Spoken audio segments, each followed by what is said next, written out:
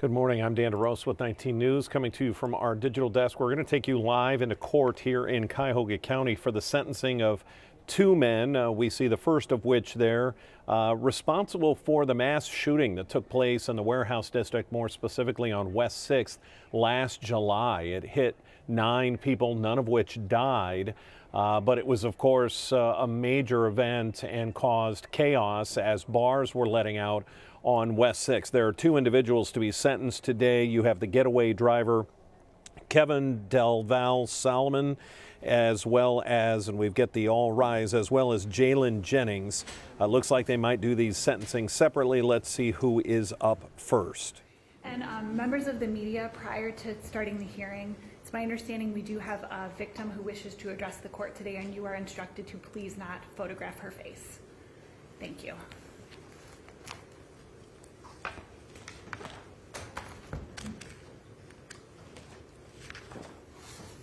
You all set?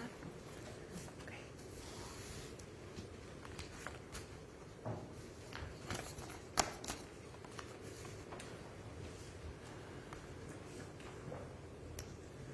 Good morning. We are on the record in case number 682899, the State of Ohio versus Jalen Jennings.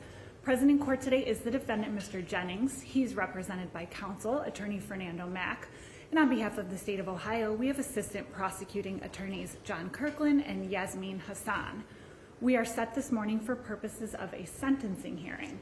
And Mr. Kirkland, on behalf of the State of Ohio, do you have any victims representatives, or law enforcement present who wish to address the court today? Your Honor, we do have a victim present, but my understanding is the victim does not want to address the court like the media. Is that?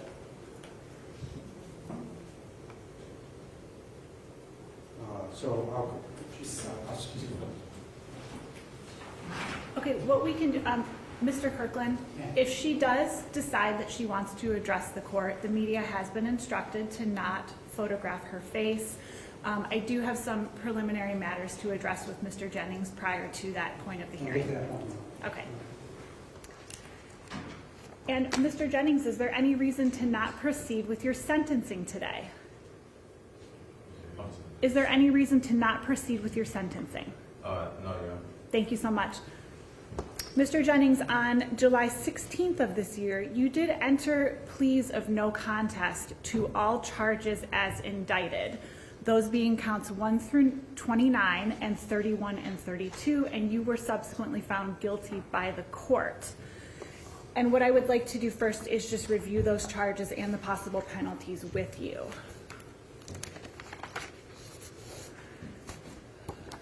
Mr. Jennings, counts 1, 4, 7, 10, 13, 16, 19, 22, and 25 were all attempted murder counts in violation of Ohio Revised Code 2923.02 and 2903.02a.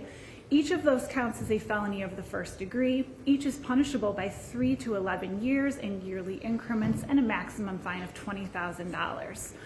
Additionally, count 1 is subject to an indefinite sentence that is pursuant to the Reagan-Tokes sentencing law.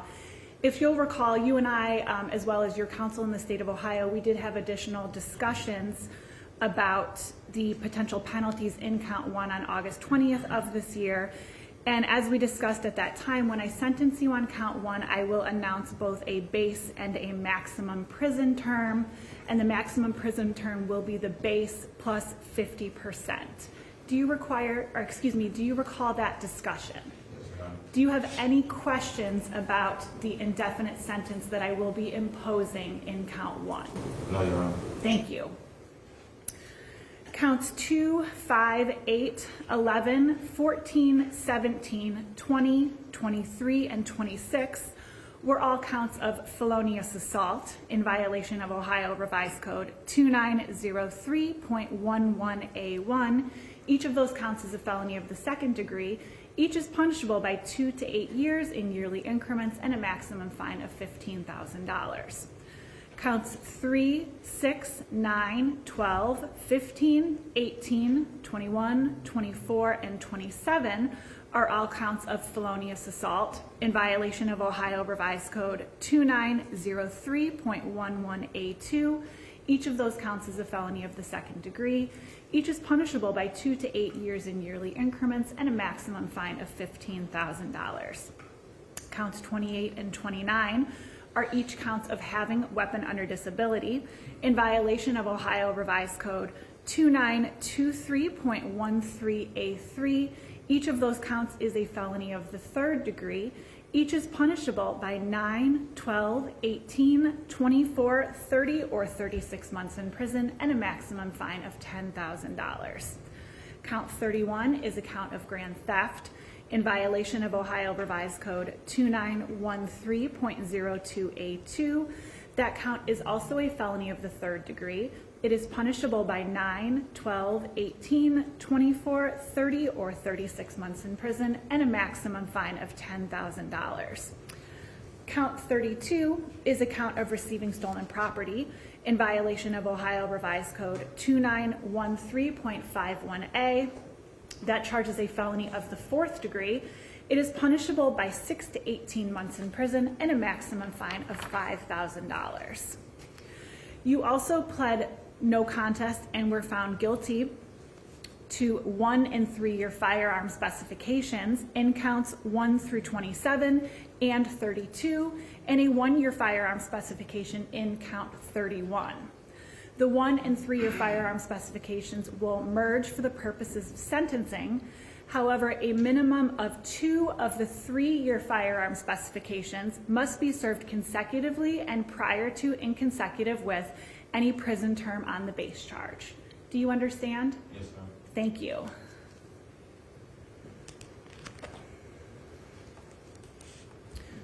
The court has received and reviewed a pre-sentence investigation report that is dated August 29th of this year, as well as a mitigation of penalty report dated August 28th of this year.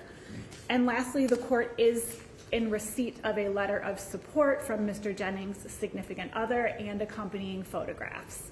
Have the parties read and reviewed these documents prior to hearing on behalf of the state of Ohio? Yes, Your Honor. Thank you. And on behalf of the defense? Yes, sir. Thank you. At this time, I will turn first to the state of Ohio. Mr. Kirkland, what would you like this court to consider prior to imposing sentence? Your Honor, if I might, the court obviously has heard of these charges for aware of it for some time. However, we'd like to play for the court actually some video which depicts what happened that particular day back in July of last year. After that, we'll play some body cameras which actually reflect the officers of the Cleveland Police Department who responded, and actually will have many of the victims shown with their injuries actually shown. Those will be quite brief, and thereafter I might have the victim speak, and it also provide to the court input I received from all the other victims regarding the nature of their injuries and their feelings about this matter, Your Honor. But first we'll start with a clip of that evening. Thank you. Now, this is the parking lot, which is basically across the individual you see walking away from you with the dark shirt and the light-colored pants and the sparkly belt is this defendant, Your Honor, Jalen Jennings. He was parked up down below right. You can see the back end of this parking lot. He was parked back in this area with 2 other individuals in their car, actually. You'll see Mr. Jennings. This is a food truck. He was wandering around there for a little while.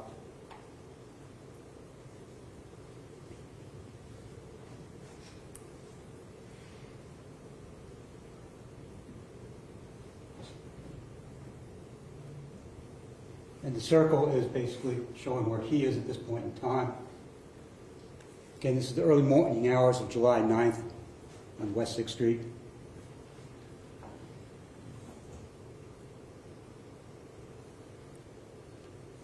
The 2 individuals, one in red and one in black, that you saw walking back up towards there, are the 2 individuals who he was with that night at Rumors. This is actually across the street. Another video.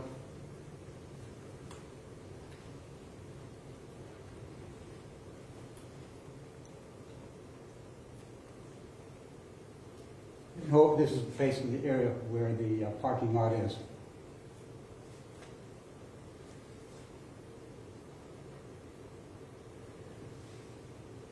This individual right there, again, is Mr. Jennings. You can tell somewhat by the shirt that he's wearing.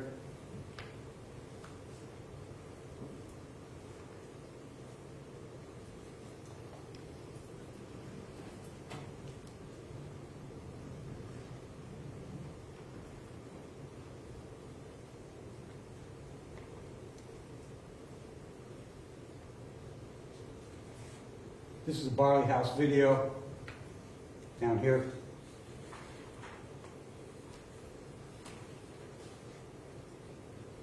The individual right here again is one of those two individuals with Mr. Jennings over in here, right there.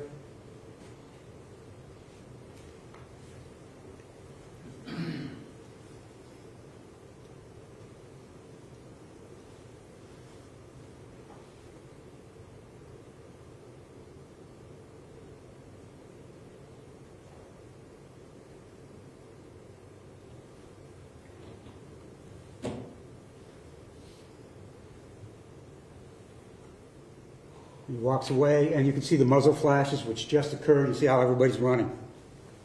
This is cut back to the parking lot, which we saw earlier.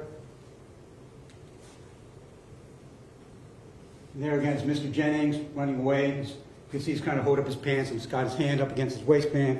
That's, I believe, we put the gun back in the waistband afterwards.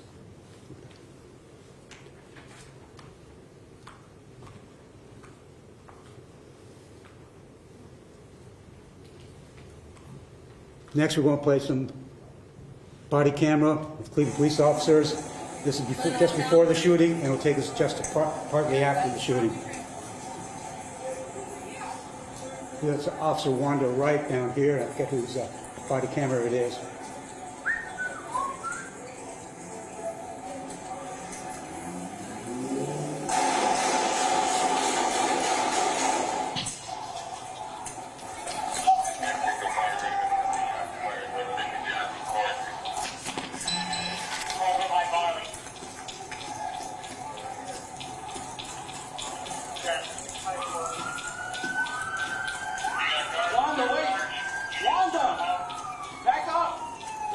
The parking lot area the food truck just talked about was passing.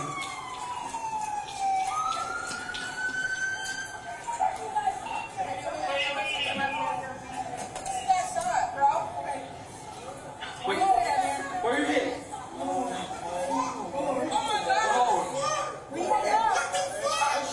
Move! She got shot too! Move! You got a trauma kit?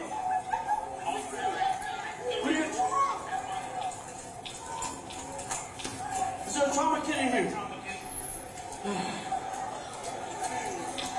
I need a trauma kit! Someone give me a trauma kit! I need a trauma kit!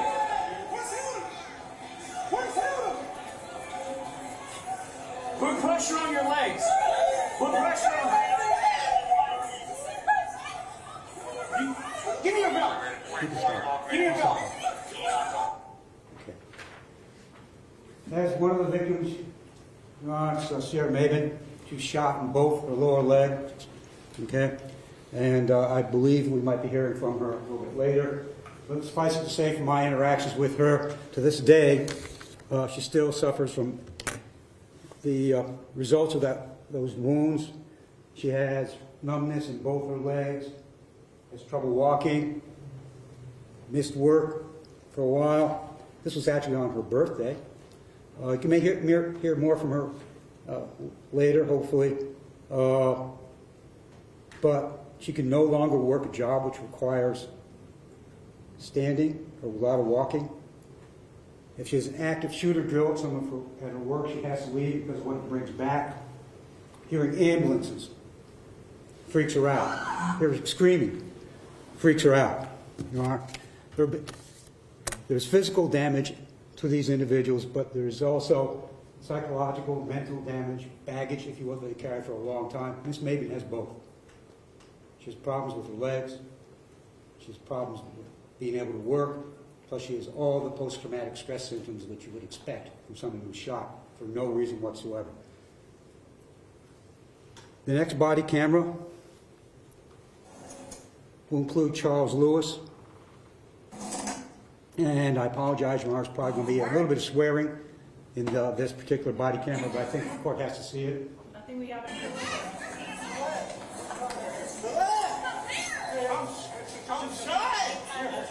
That's Mr. Lewis, you see right there without the shirt, to the left. What you got? Where you shot? I think I'm off. Oh, yeah, put your pants down.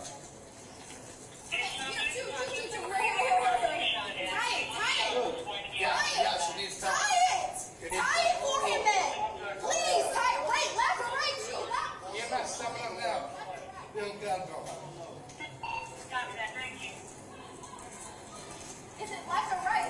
No! Back up. Here, take this off. Here, you have to tie it. No, he's bleeding from the balls. Left or right? The blood is going down. Okay. Now, I've talked to Mr. Lewis a number of times, Your Honor.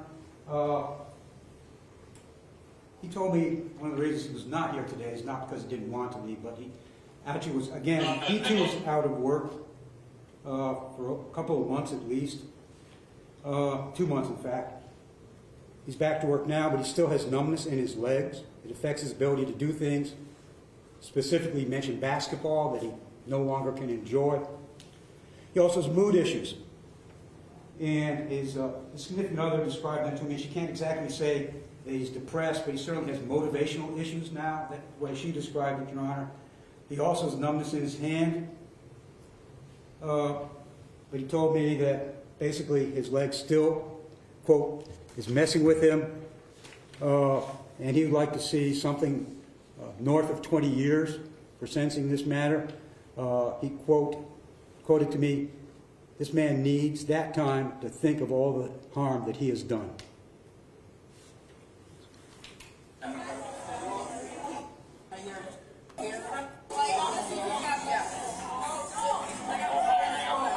Stop that for a second. Okay. There's actually 2 individuals or victims that are on this particular body cam, Your Honor. The individual you see right there is a Jamar Pinnock, who actually came to the city of Cleveland for a job opportunity. Comes from Arizona initially. After this, he went back to Arizona. I've talked to him a number of times. And he suffered 2 gunshot wounds basically to his buttocks, Your Honor. Okay? What happened as a result of that, it fractured the ischial tuberosity of his femur, which is basically the top part of your femur, which forms your hip joint, and also fractured the spinous process of his lumbar 5 disc vertebrae, excuse me. To this day, he feels pain, quote, every day. He is thankful that he can walk after this, even though it is painful. And he'll, quote, have to deal with the ramifications of this shooting for the rest of his life. Well, having said all that, he also said, I'm thankful that he's alive because it could have turned out differently, and he trusts that this court will give him, that is, this defendant, what he deserves for what he did that night. Oh, go forward. Just go forward. Yeah. To about 154. This is my cousin. Okay.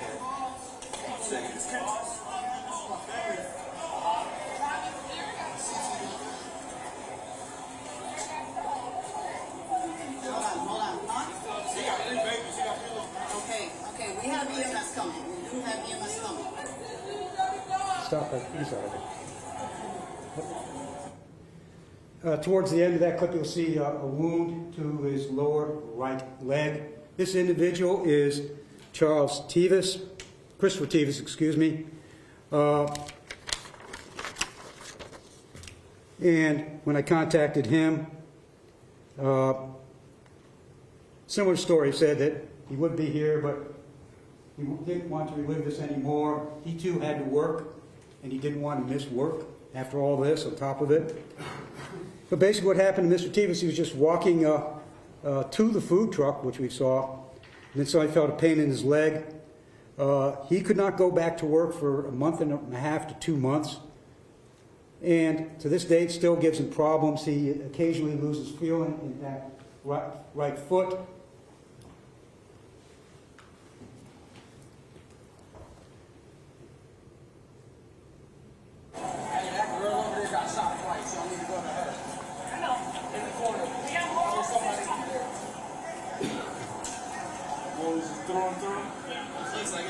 Did you see what happened? It went right past my ear.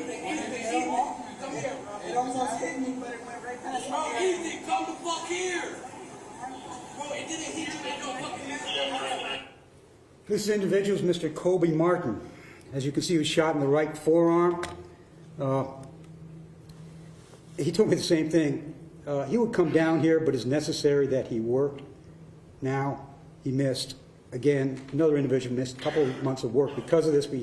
Because he had a job which really required the use of both hands, and he simply does not have that. Similarly to some other individuals, he said he's just happy he is alive, and he does want, quote, a significant consequence for what happened to him that day.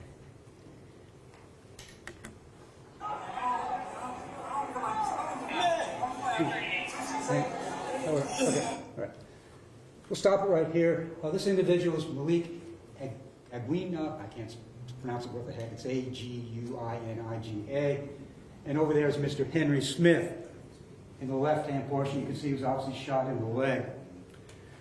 Now, Mr. Smith, to this day, from my conversations with him, has trouble sitting because of nerve damage to his leg. He was shot in the upper right leg and lower right leg. And this is even a year after he still has the same complaint. It's tough for him to sit, gets pain all the time. And he also wants this court to, quote, give this defendant a significant amount of time, Your Honor. As he said, I was just there having a good time, and next thing you know, he got shot. Now, Malik had conversations a little bit with him, but a long conversation with his mother. Now, his gunshot fractured his right patella, his kneecap, and also the bottom of his right femur. As a result of that, he had 2 surgeries, had months and months of physical therapy, had depression, and also missed months and months of work. And we got one last body cam, Your Honor. Where were you at when you got hit, ma'am?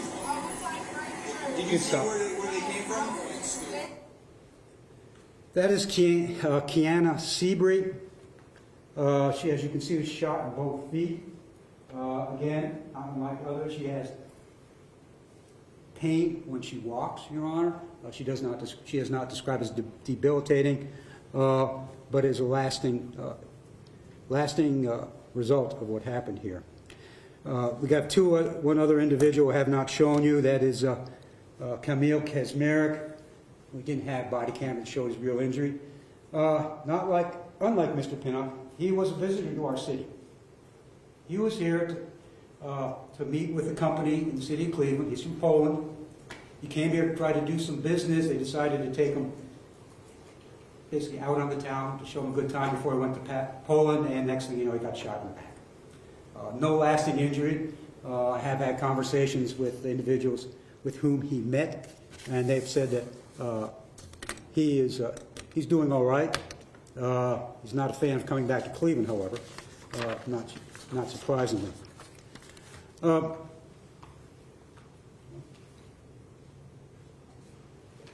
do have one victim who's here who would like to address the court, Your Honor. I do ask the court's indulgence in not having her photographed. This is Sierra Mabin, Your Honor. Thank you.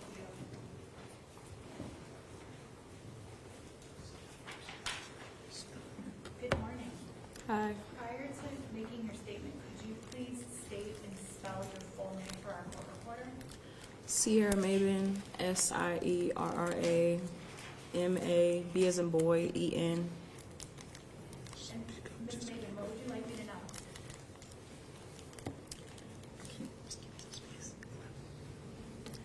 I can say this is definitely the hardest thing I've had to deal with. I just turned 25 last month. This happened like a week before my birthday. I had big plans. I always like to really celebrate my birthday. I feel like that's the biggest time for me. And now I have to share I guess that special moment with this, and it's definitely changed my life a lot.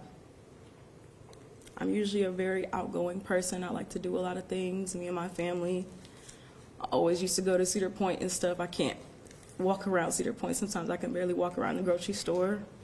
I was a cheerleader. I was a dancer. I was a lot. I did a lot. And now it's like even simple things, being around my people freaks me out. Hearing loud things freak me out. I can't even watch my favorite movies anymore.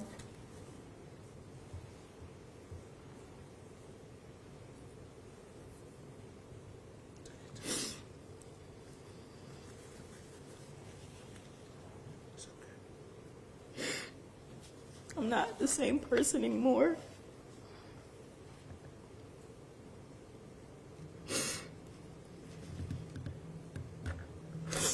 And I do feel very bad that it has to be like this for myself and for him. Because I hate to see another black man go to prison, but it's like he really did it to himself.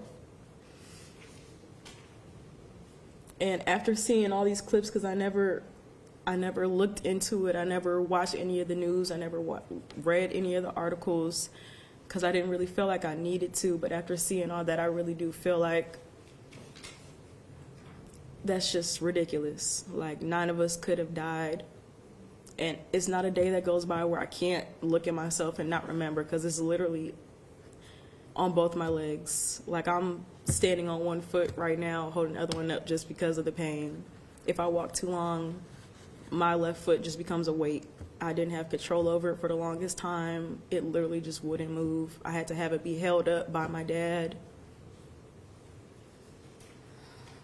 I sat in my room for a long time in the dark, not realizing it was dark, until my sister came over and told me that I was just sitting in the dark, watching my legs bleed for months.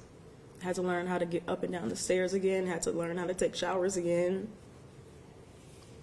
And I just remember rewrapping my legs over and over and over, and it just got so exhausting. I just wish overall things could be better. But maybe after today they will be.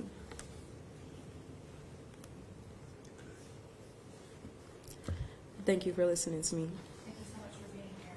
Thank you for the strength to speak.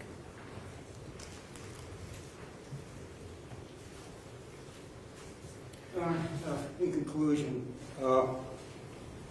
Mr. Smith, Mr. Lewis, Mr. Martin, Mr. Tevis, Mr. Pinnock, this young lady, and Mr. Aguiniga all have lasting physical problems because of this shooting.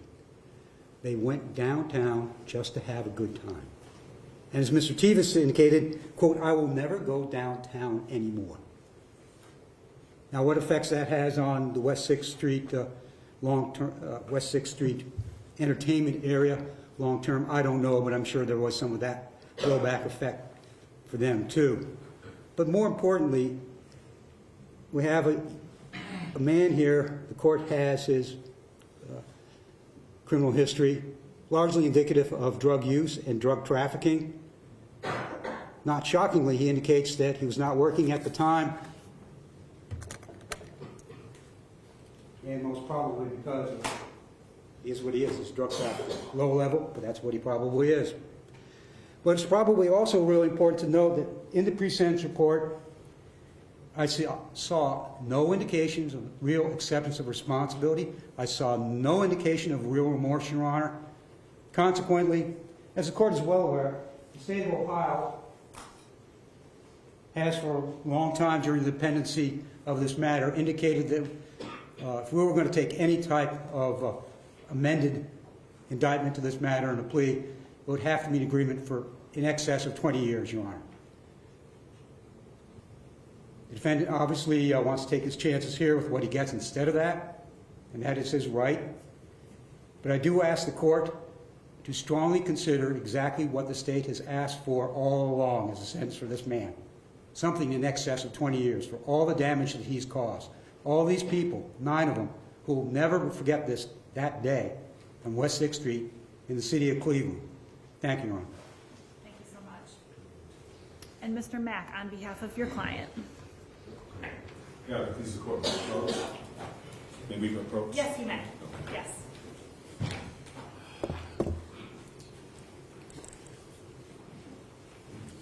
Judge, let me begin by saying that when my clients resolve a case, I always tell them, I want you to talk to the judge about what you feel.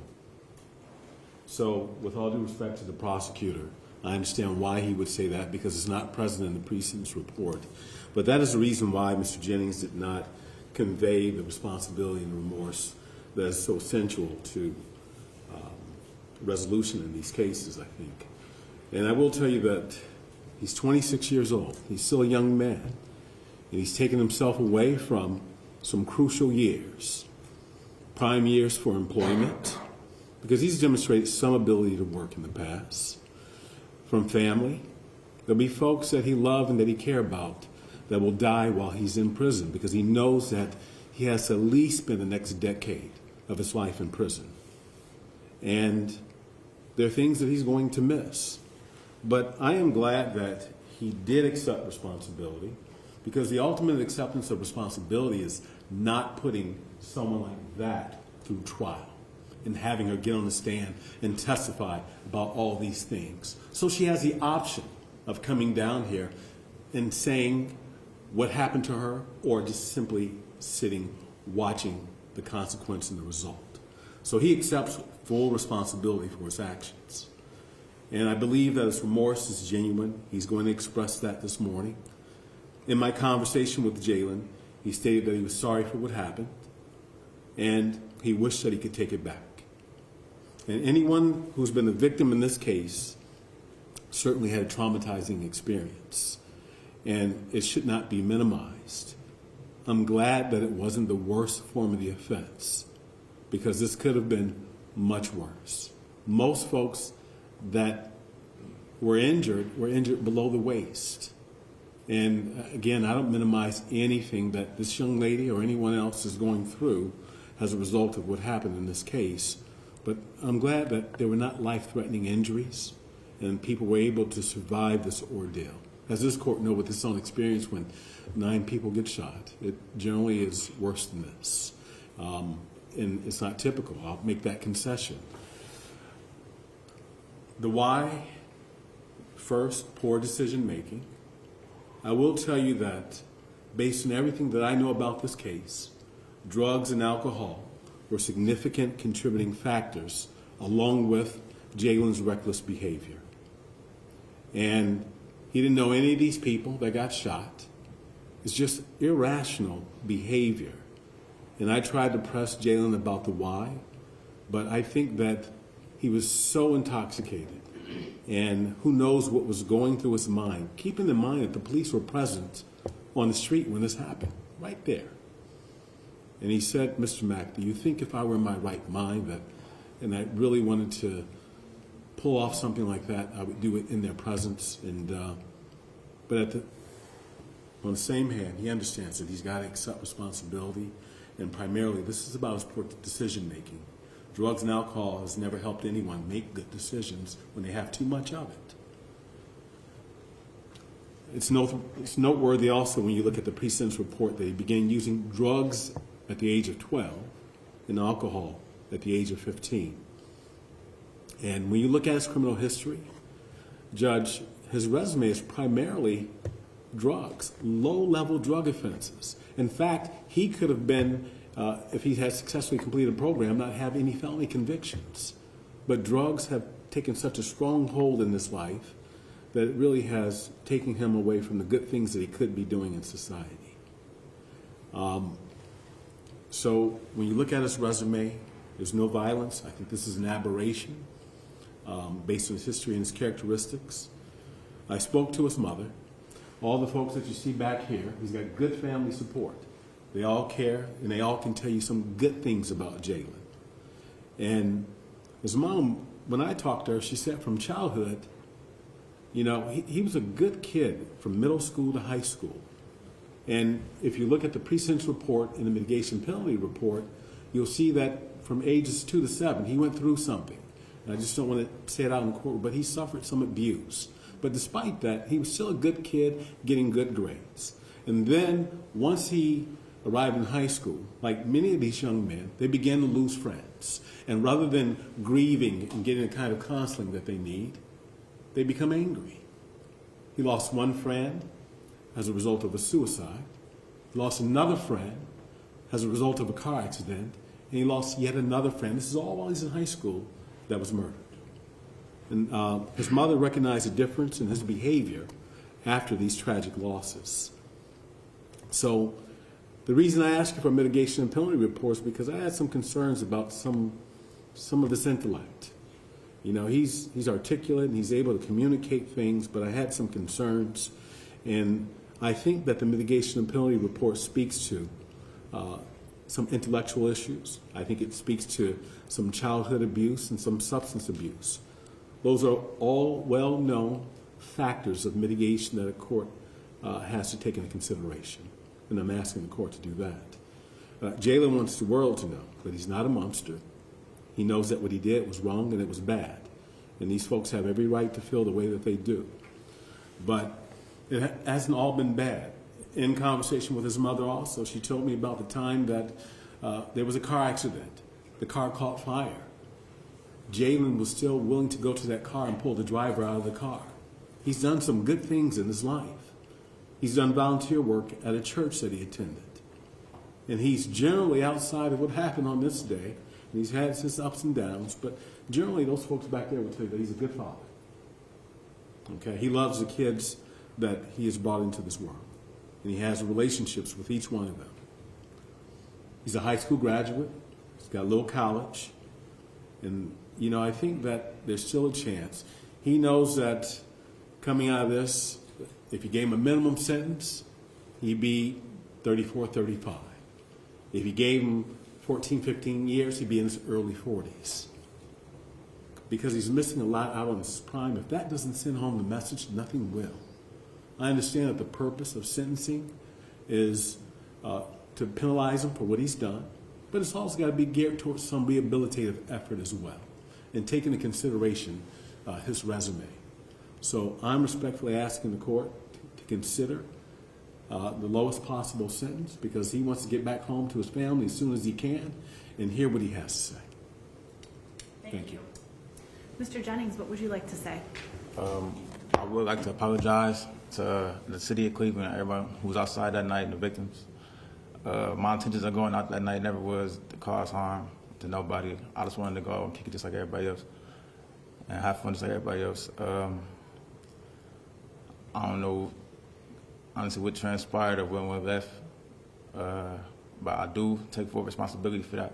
I'm not a terrorist. I'm not a bad person. I'm not just some drug dealer or the labels they're saying. I own multiple. I got LLCs, multiple businesses. I put a lot of good in the community. Sadly, that's not like what's been reported or whatever. But I do understand, and I accept everything that's coming. Thank you so much. You want to stay here? Have a seat, Judge. It's your preference.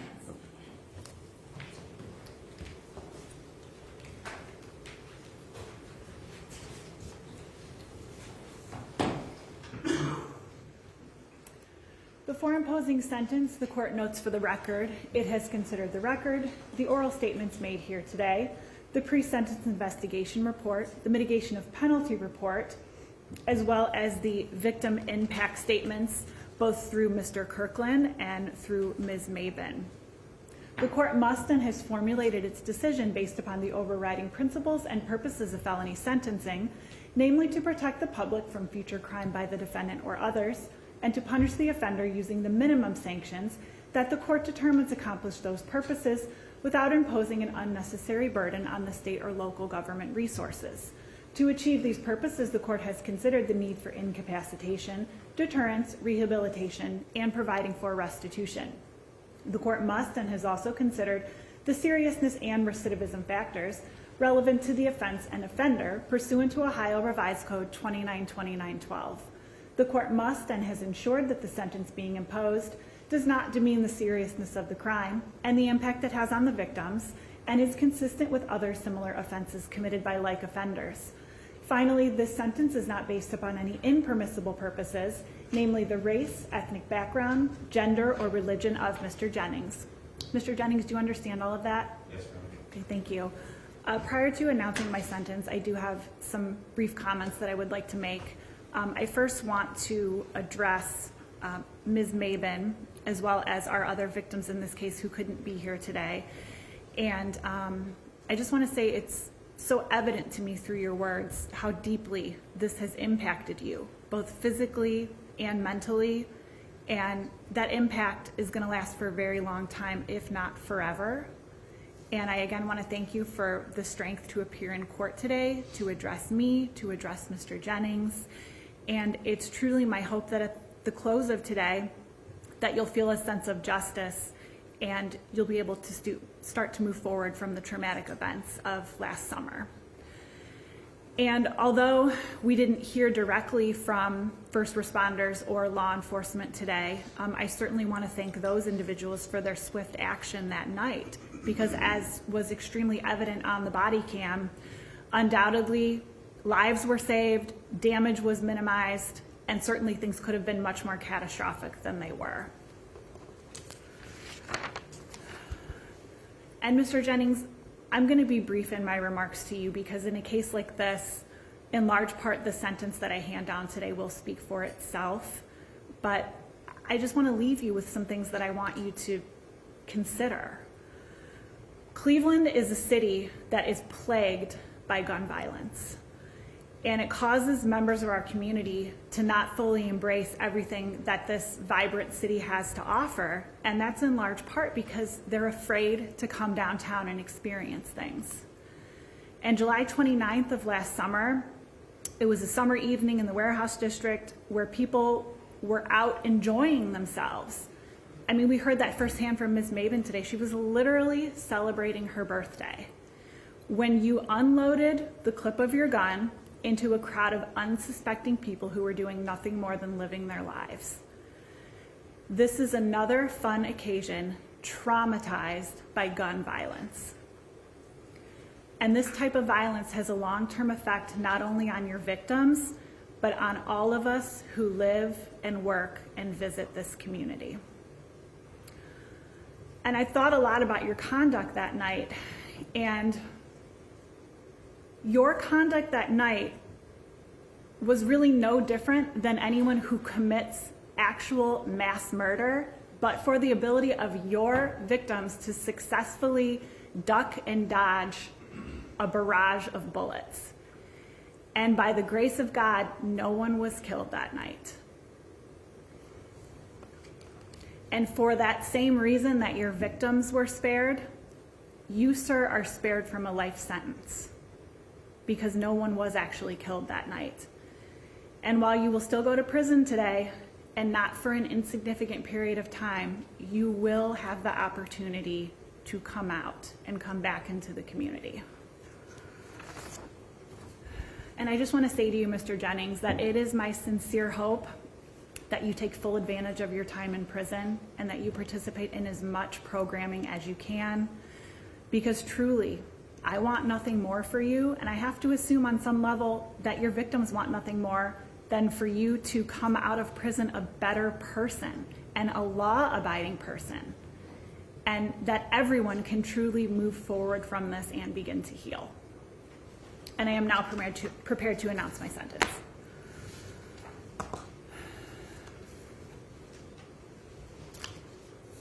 With respect to count 1,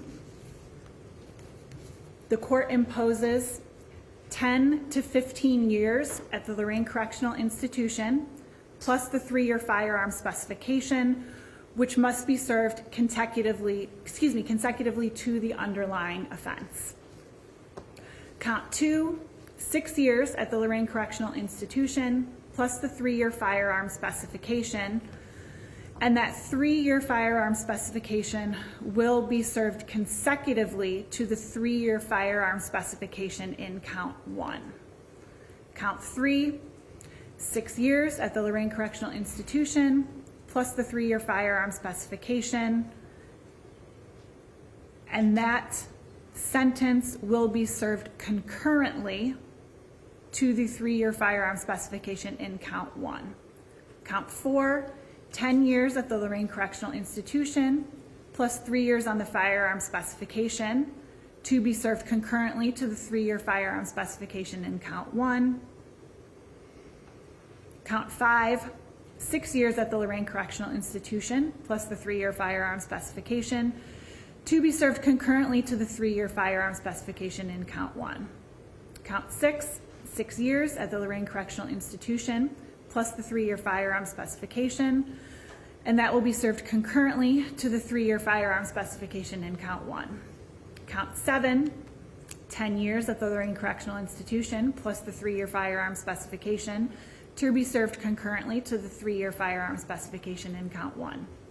Count 8, 6 years at the Lorraine Correctional Institution, plus the 3-year firearm specification, to be served concurrently to the 3-year firearm specification in count 1. Count 9, 6 years at the Lorraine Correctional Institution, plus the 3-year firearm specification, to be served concurrently to the 3-year firearm specification in count 1. Count 10, 10 years at the Lorraine Correctional Institution, plus the 3-year firearm specification, to be served concurrently to the 3-year firearm specification in count 1. Count 11, 6 years at the Lorraine Correctional Institution, plus the 3-year firearm specification, to be served concurrently to the 3-year firearm specification in count 1. Count 12, 6 years at the Lorraine Correctional Institution, plus the 3-year firearm specification, to be served concurrently to the 3-year firearm specification in count 1. Count 13, 10 years at the Lorraine Correctional Institution, plus the 3-year firearm specification, to be served concurrently to the 3-year firearm specification in count 1. Count 14, 6 years at the Lorraine Correctional Institution, plus the 3-year firearm specification, to be served concurrently to the 3-year firearm specification in count 1. Count 15, 6 years at the Lorraine Correctional Institution, plus the 3-year firearm specification, to be served concurrently to the 3-year firearm specification in count 1. Count 16, 10 years at the Lorraine Correctional Institution, plus the 3-year firearm specification, to be served concurrently to the 3-year firearm specification in count 1. Count 17, 6 years at the Lorraine Correctional Institution, plus the 3-year firearm specification, to be served concurrently to the 3-year firearm specification in count 1. Count 18, 6 years at the Lorraine Correctional Institution, plus the 3-year firearm specification, to be served concurrently to the 3-year firearm specification in count 1. Count 19, 10 years at the Lorraine Correctional Institution, plus the 3-year firearm specification, to be served concurrently to the 3-year firearm specification in count 1. Count 20, 6 years at the Lorraine Correctional Institution, plus the 3-year firearm specification, to be served concurrently to the 3-year firearm specification in count 1. Count 21, 6 years at the Lorraine Correctional Institution, plus the 3-year firearm specification, to be served concurrently to the 3-year firearm specification in count 1. Count 22, 10 years at the Lorraine Correctional Institution, plus the 3-year firearm specification, to be served concurrently to the 3-year firearm specification in count 1. Count 23, 6 years at the Lorraine Correctional Institution, plus the 3-year firearm specification, to be served concurrently to the 3-year firearm specification in count 1. Count 24, 6 years at the Lorraine Correctional Institution, plus the 3-year firearm specification, to be served concurrently to the 3-year firearm specification in count 1. Count 25, 10 years at the Lorraine Correctional Institution, plus the 3-year firearm specification, to be served concurrently to the 3-year firearm specification in count 1. Count 26, 6 years at the Lorraine Correctional Institution, plus the 3-year firearm specification, to be served concurrently to the 3-year firearm specification in count 1. Count 27, 6 years at the Lorraine Correctional Institution, plus the 3-year firearm specification to be served concurrently to the 3-year firearm specification in count 1. Count 28, 24 months at the Lorraine Correctional Institution.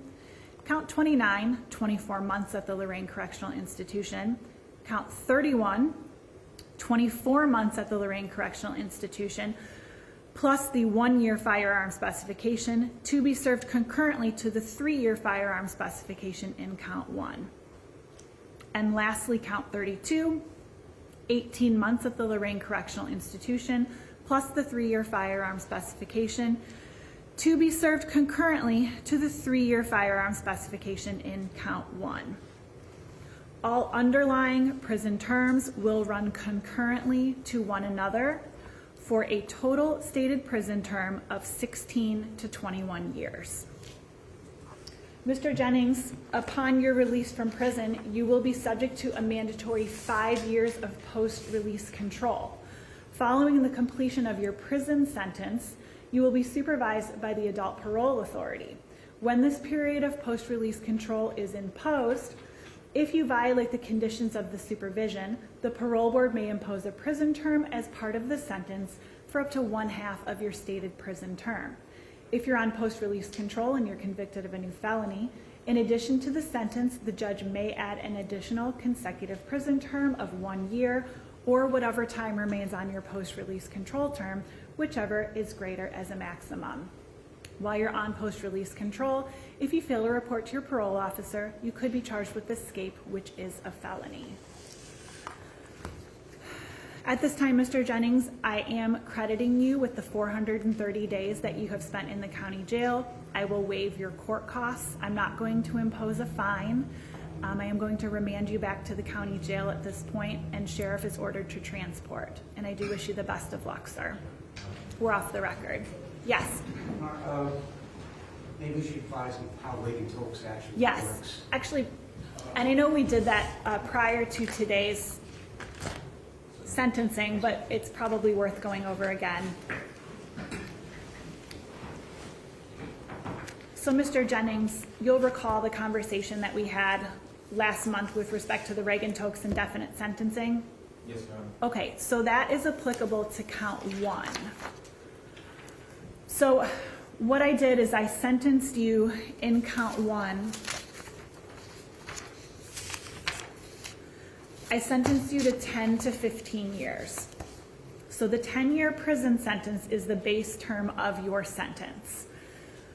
And the maximum potential prison term in count 1 would be the 15 years, which is the base plus 50%. Dan DeRose with 19 News. You're hearing the judge explain the Reagan-Tokes statute. Basically says if you go to jail and you misbehave, you go to prison and misbehave, the prison can then tack on half of your most stringent sentence. That was the 10 to 15 years. So they could tack on 5 years if he goes to prison and doesn't behave. You've been watching the sentencing of the West 6th mass shooter, pleaded no contest. That is a shooting that rocked downtown Cleveland. You heard the judge say that this is unfortunate for the 9 people who were shot. It is also unfortunate for the city of Cleveland and what it does to people's reaction saying, I'm not going downtown because it's not safe. This was 2:30 in the morning. You saw the enormous amount of people coming out of the bars when this shooting happened.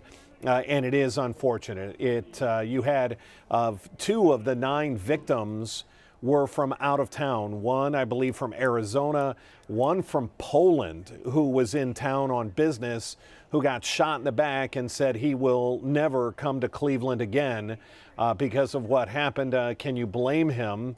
As we see now Jennings being taken out again, being sentenced to a maximum of 21 years.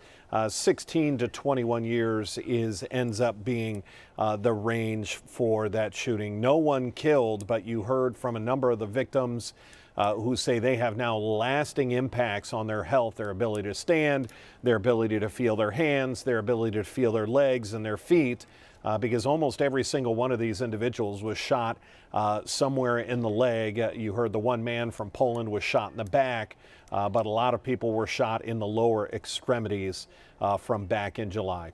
We're going to wrap this up. We'll have complete coverage of this and all of the day's news and weather when we start 3.5 hours of news at 3 o'clock on Channel 19. Until then, I'm Dan DeRose with 19 News.